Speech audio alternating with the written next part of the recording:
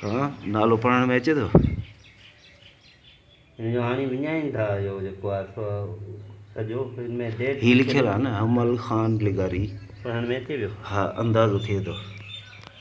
Date लिखियलु ही हमल ही ख़ान ही लिगारी।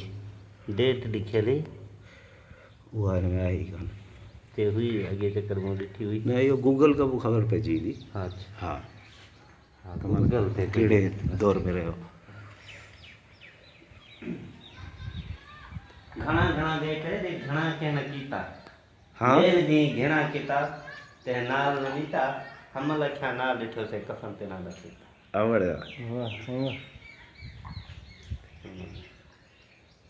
ॿिया कुझु यादि हुए।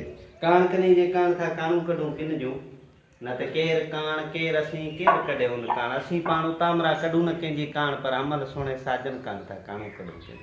वाह का अमल जो वॾो रिसालो आहे वॾो रिसालो। हाँ सॼी न शइ वॾो रिसालो।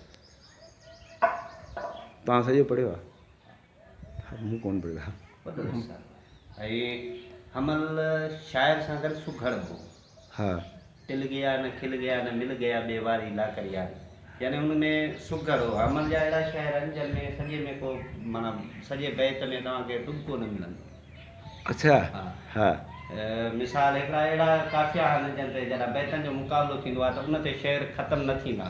हाँ मिसाल जीअं टे आहे ॾी आहे हाँ पर हमल उन ते बि कमु कयो आहे की के यार कलाक खनि टिक हाँ हाणे टिक बि न पर इहो अहिड़ा ॿियो आहे त उन में ते ख़तमु थो थिए हुनजो काफ़ियो। हाँ हुनजा वज़न अहिड़ी जॻह ते ख़तमु था थियनि जॾहिं तव्हांजो के सां बैतनि जो मुक़ाबिलो थी पवे न हाँ त उहो कहिड़े बि तव्हांखे लफ़्ज़ ते मुंझाए न त तव्हां उतां अमल जो बैत शुरू करे सघो। वाह हिन पासे कमु कयो।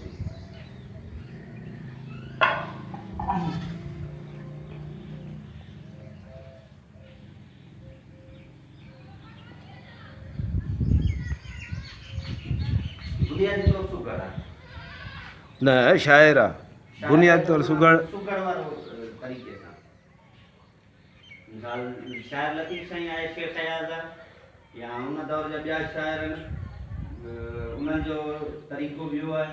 हीअ सुघड़ आहे जेके आम डोर बुझार हुजण वारा आहिनि न छो जो हिन वटि सिंगार मिले थो शाइरीअ जो क़िस्म सिंगार थींदो आहे ॿिया सभु शाइरीअ जा जेको हिन वटि मिलनि था।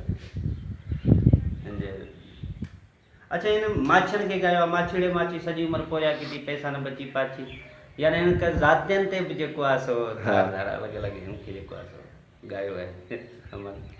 वाह